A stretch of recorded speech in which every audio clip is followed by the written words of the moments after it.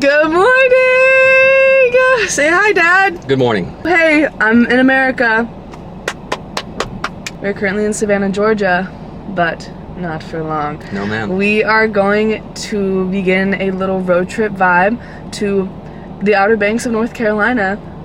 Why, you might ask? Because I am working there this summer. I got a little job at a bakery slash deli, and I'm gonna be living there for the summer. This is the vlog on the way there.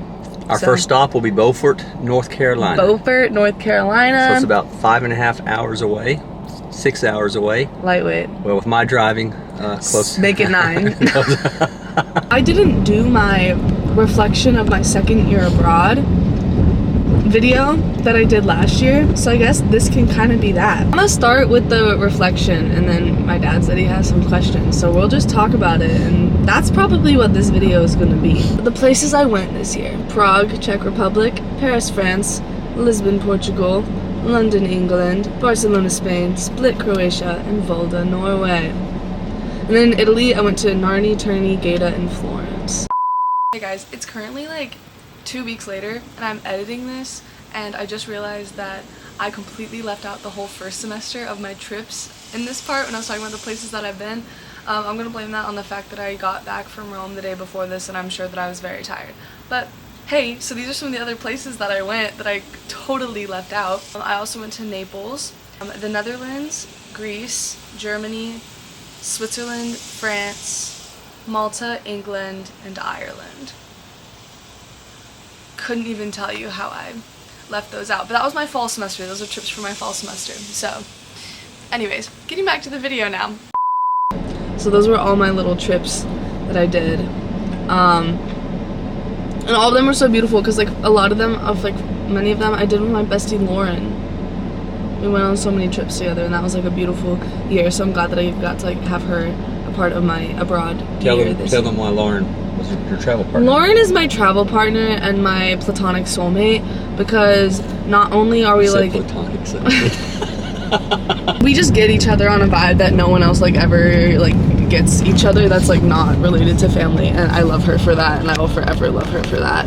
I love you, Lauren. Shout out. The people I met. This is a really long list because I feel like I came to school this semester with literally 0 friends, because my 2 wives, Amelia and Graciela, my other platonic soulmates, I would argue, left.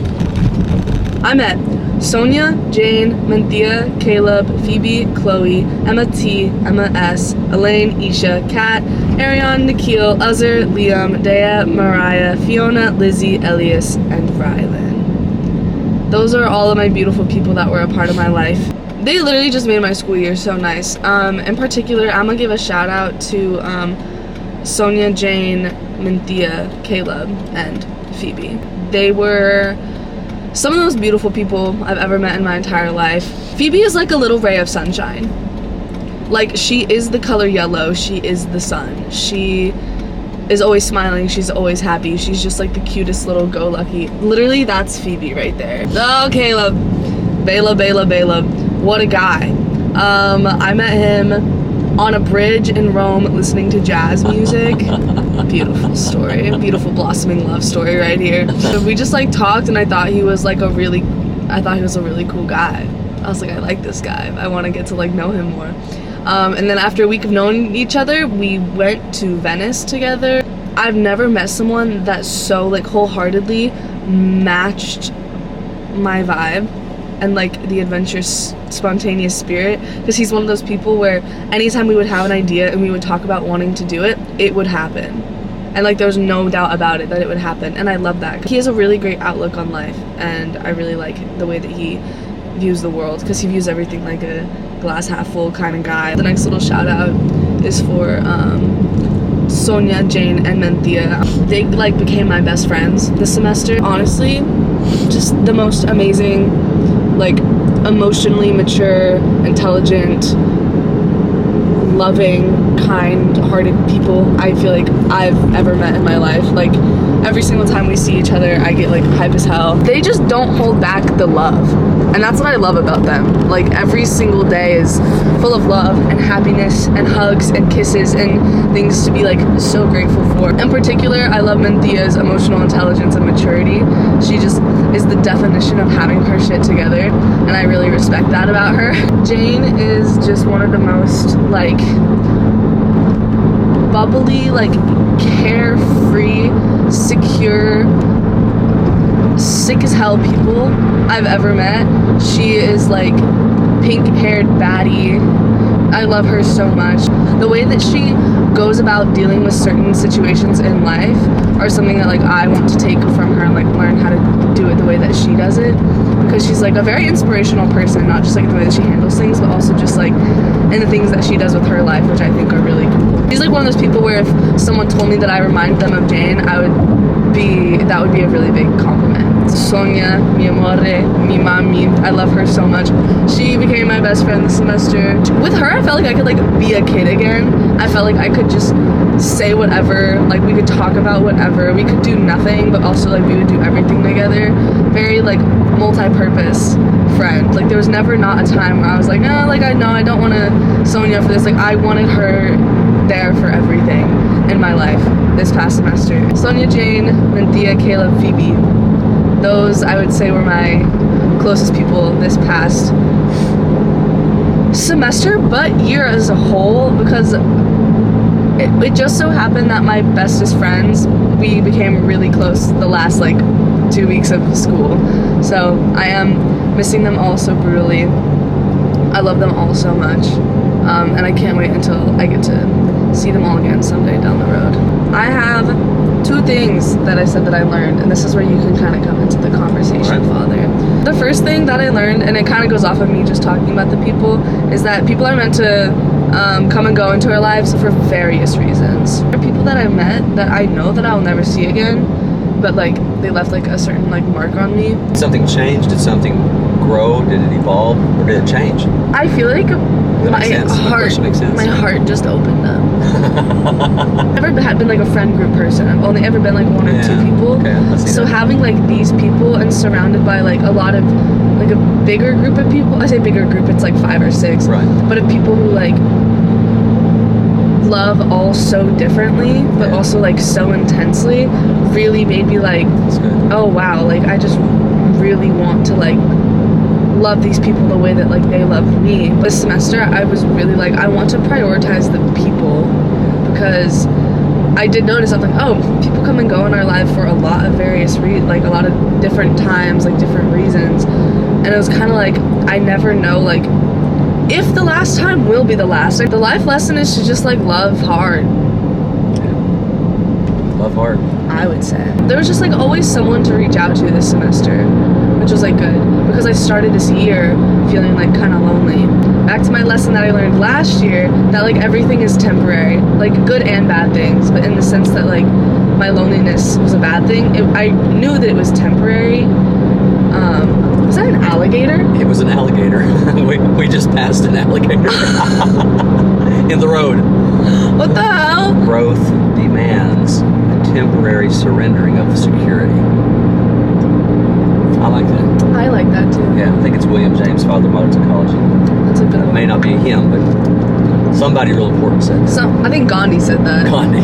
We'll give it to Gandhi. I've learned that like in the past 2 years that like change is actually a really good thing. Yeah. Because I found myself like it becomes a good thing also when you realize that you're able to manage it and control it. And we operate out of fear. We do. Well, you can talk about that all day. Yeah. It's the power of everything is temporary. The power of accepting change. Operate out of fear.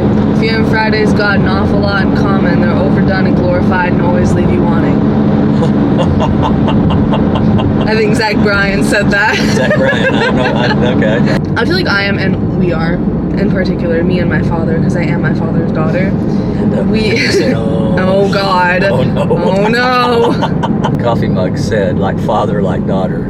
Oh shit. Oh shit. And I don't endorse that kind of language, of course. But yes, I got my dirty mouth from my mother. Yeah, mother. The other lesson that I learned this semester, it wasn't really a lesson, it was more of like a philosophy on life that I kind of lived by, and I still live by it, and I have lived by it, was I truly believe that you cannot have regrets if you're happy and content with where you are in the present moment. Because like I believe in like also butterfly effect, so I'm like, if you go back and change one thing about your life, I truly believe that that would change something about like where you are in your life right now. And if you're happy and you're content and you're surrounded by people you love, then like what is there to regret? Like yeah, there's things in my life where I'm like, oh, I shouldn't have done that, I wish I didn't, but I'm like right now I'm like every decision led me to where I am today, so who am I to like deprive my past self of making a decision that ultimately led me to being happy where I am today. The Japanese have this concept called yutori, and it kind of goes hand in hand with this Tibetan idea of renunciation, letting go of what you perceive things should be. And yutori is this idea of decluttering your mind and decluttering your life, so you can be fully present, you can be fully in the moment. Why would anyone choose to like love someone in hopes of fixing them? Yeah. And we're like, we couldn't understand that. And we're like, you're supposed to love someone as they are, not like as you want them to be. And love them knowing that they're going to change. Yes. I mean, does it make sense? Yes. Love, I think love means accepting people where they are, not where you want them to be. There are some people that just don't change. Yeah. There are some people that like the person that they are is the person that they always have been and always will be. I love meeting people that see the world differently. I don't want to be around people who have all the same views as me. I know. That's like boring. I know what I think. I want to know what that person there thinks is weird. No, you grew up in a high school. We grew up seeing, and I taught there, people stressing out about the right college. The right college, making the right grades, getting the right awards, and kind of getting sucked into the rat race. We put ourselves in this track of being in an echo chamber of life, and we don't expose ourselves to other cultures, other belief systems, other people, other sexual orientations, other religious views, other political ideas. I've learned more practical like life skills and like how to love and how to talk to people of different like all those things you mentioned, different like religions, cultures, sexual orientations, like lifestyles, backgrounds, politics, just because I go to such an international school, and that's like priceless. What do you know today that you didn't know 3 years ago before your senior year of high school, when you were thinking about myself or about life? Both. About myself, I didn't know how easy it would be for me to let go of things, because that was like where all of my restraint came from, almost not going from JCU, was because I was scared of like letting go of like my childhood, basically, like what I was familiar with. And now there are things that I let go of one day and I wake up the next morning and I've moved on. I recognize that there are some things that are out of my control, so the only thing that I can control is my reaction to it. So whenever when something happens, I'm like, okay, this is just like something else that's supposed to happen to get me on like the right track to where I'm supposed to be, hence my regret thing, you know. It's like eventually you'll get to where you're supposed to be, and then any like hardship that you go through, it would have been worth it because it got you to where you were that day. So year 1, everything is temporary. Year 2, be present. And you could get my whole life story up to this point. You're only 20. Almost. In 15 days. You're a teenager. How do you feel about that? I don't know. I don't feel about that. I don't know. I try not to. I don't know, sis. Oh, Fadu. He's gonna cry, guys. This is the part where he cries. I love you, Fadu. I love you, sis. What have you learned in the past 2 years? I think some of the same lessons, you know. I left coaching after 30 years this past year. And our first year away from coaching didn't go the way I wanted it to. Solomon, Grace's special needs brother, had a terrible accident that was really traumatic. And we had to medify him out of the lake house to the hospital. Without me knowing it, caused a spike in my health issues for me that manifested, and I ended up having a stroke due to the stress of that experience. We had a lot of change in our life, right? And so navigating that change in a meaningful way has been a good life lesson. But I had this short story that I wrote about a group of girls sitting around a campfire at night on the beach, and as the girls are talking, they're talking about their families and their dads, particularly. And one little girl in this story, blonde-headed little girl, around 20 years old, blonde hair and a ponytail and big blue eyes, says, "I just love my dad." And that was the goal of the story. And then this girl goes on to talk about why she loves her dad. That was my goal. I don't think your mother and I could have spent more time with you guys if we tried. Yeah. But if I could go back and do it again, I'd find a way. Recap. Message from year number 1 of being abroad. Everything is temporary. And year number 2. Year number 2, be present. So I guess this is kind of counting as my reflection for my year 2, and kind of just like reflections of life, deep, emotional, philosophical talks with Father on our way to North Carolina. Thank you guys for watching this spontaneous video. Didn't expect it to turn into this, but I'm glad that it did. I hope you guys maybe took away a certain life lesson from this that you can apply to your own life. I hope you guys have a beautiful